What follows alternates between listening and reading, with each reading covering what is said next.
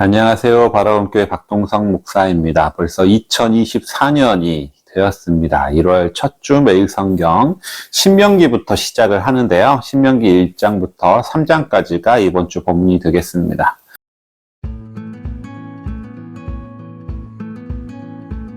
먼저 신명기에 대해서 짧게 설명을 드리면, 신명기는 모세 오경의 제일 마지막 책이죠. 이스라엘 민족은 이집트에서 출애굽을 했습니다.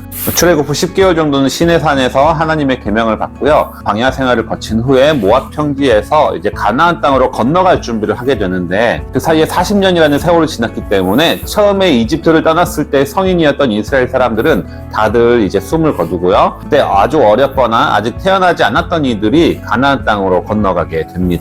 쉽게 말하면 출애굽 1세대들은 다 광야에서 죽고요. 출애굽 2세대들이 가나안 땅을 향하게 되는 것인데요.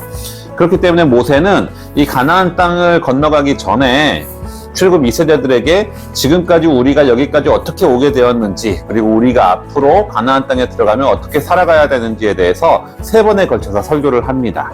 그 내용이 바로 신명기라고 볼 수가 있습니다. 따라서 신명기는 출애굽 2세대들을 위한 역사교육인 것과 동시에 앞으로 약속의 땅에서 살아가야 될 율법과 규례를 가르치는 것입니다. 또 하나의 기능으로는 이제 모세가 가나안 땅으로 건너가지 못하게 되기 때문에 모세의 마지막 유언이라고 볼 수도 있습니다.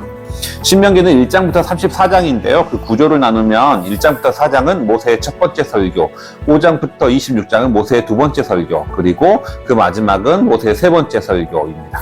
모세의 첫 번째 설교는 그동안의 광야의 과정들을 다시 회고하는 내용을 가지고 있고요. 모세의 두 번째 설교는 가나안 땅에서 지켜야 될 율법과 규례를 다시 가르치는 내용입니다. 십계명에 대한 구체적인 설명이 이 부분에 있다라고 볼 수가 있습니다. 그리고 모세의 세 번째 설교인 27장부터 30장은 신명기의 결론 부분으로 율법을 지키면 축복을 받고 지키지 않으면 저주를 받는다, 앞으로 가나안 땅에 들어가서 율법을 잘 지켜라 라는 내용을 가지고 있습니다. 마지막 부분 31장부터 34장은 이제 모세 오경 전체의 마지막 결론이라고 볼 수가 있습니다. 그리고 그 마지막은 모세의 죽음이 자리 잡고 있습니다. 그럼 1장부터 들어가 보도록 하겠습니다. 1장의 내용은 다음과 같습니다. 1절에서 5절은 신명기의 배경에 대해서 설명을 합니다. 시간적 배경은 출애굽한 지 40년째 되는 날이고, 공간적인 배경은 모압 평지입니다. 6절에서 8절은 시내산을 떠나라는 하나님의 명령, 그리고 9절에서 18절은 모세가 이스라엘의 지도자를 세우는 과정이 나와 있습니다. 19절부터 40절은 왜 광야에서 40년을 보내게 되었는지 그 원인이 되었던 민수기 13장 14장 사건이죠. 가나안 정탐 사건에 대해서 이야기를 하고요. 그리고 41절부터 46절은 그 뒤에 이어지는 호르마 사건을 그 내용으로 합니다.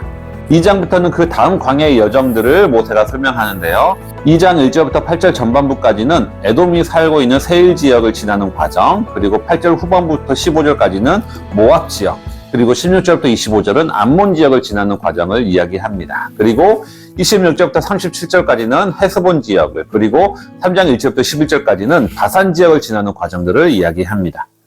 먼저 에돔, 모압, 암몬 지역을 지날 때 하나님은 그 민족의 땅은 통과만 하고 싸우지 말라라고 명령을 하십니다. 그 이유는 에돔은 에서의 후손이고 모압과 암몬은 롯의 후손이기 때문인 거죠. 친족 관계에 있는 민족과는 싸우지 말라라고 명령하셨습니다. 그곳은 하나님이 이스라엘에게 약속하신 땅이 아니라 바로 그 민족들에게 주신 땅이었습니다.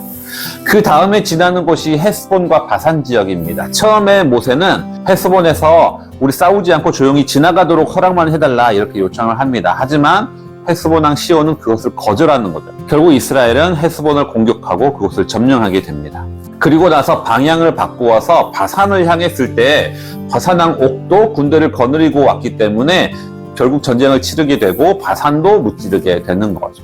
그 다음 내용이 3장 12절부터 22절까지는 이스라엘이 점령한 헤스본과 바산 땅에 르우벤과 갓과 므낫세 반지파, 세 지파가 분배를 받는 땅입니다. 이들은 요단강을 건너서 약속의 땅으로 가는 것이 아니라 이곳에 남기로 합니다. 그 이유는 무엇인가? 민수기 32장에 보면 그 이유가 나타나 있는데, 이들 지파들은 가축이 많은 지파고 그 땅이 목축하기 아주 좋은 땅이었기 때문입니다. 그리고 3장의 마지막 부분 23절부터 29절까지의 내용은 모세가 하나님께 요단강을 건너게 해달라라는 요청하는 내용, 그리고 하나님이 거절하는 것을 그 내용으로 하고 있습니다. 결국 모세는 이스라엘 백성들을 이끌면서 40년 동안 광야에서 헌신하고 수고했지만 약속의 땅은 밟아보지 못하게 됩니다.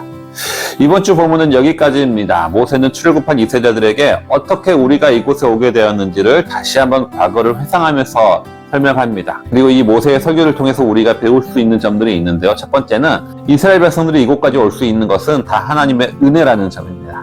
둘째, 하나님께서는 최대한 평화의 길로 우리를 인도하십니다. 하나님은 최대한 이스라엘이 전쟁을 치르지 않고 싸우지 않는 길을 걷도록 하셨습니다. 물론 그러지 못할 경우는 어쩔 수 없이 싸워야 했지만 그곳에서도 하나님은 승리를 거두게 하셨습니다. 하나님이 허락하신 전쟁은 승리를 거둡니다. 셋째, 하나님은 이스라엘을 가나안 땅으로 억지로 이끌지 않으셨습니다. 요단강을 건너지 않겠다라고 선언한 지파들은 그냥 그곳에 머물도록 하십니다. 하나님은 우리의 선택을 인정하시고 존중해 주십니다. 넷째는 이스라엘이 가나안 땅으로 건너갈 때 필요한 것은 모세가 아니라 하나님이라는 점입니다. 이스라엘은 모세를 절대적으로 의지했습니다. 그렇기 때문에 더더욱 모세는 가나안 땅에 들어갈 수가 없었던 거죠. 이스라엘 백성에게 필요한 것은 모세가 아니라 하나님의 계명과 율법이었습니다. 네, 매일 성경 한 주간 미리 보기 1월 첫 주 본문은 여기까지입니다. 그러면 새해에도 말씀을 가까이 하는 삶을 사시는 모든 성도님들 되시기 바랍니다.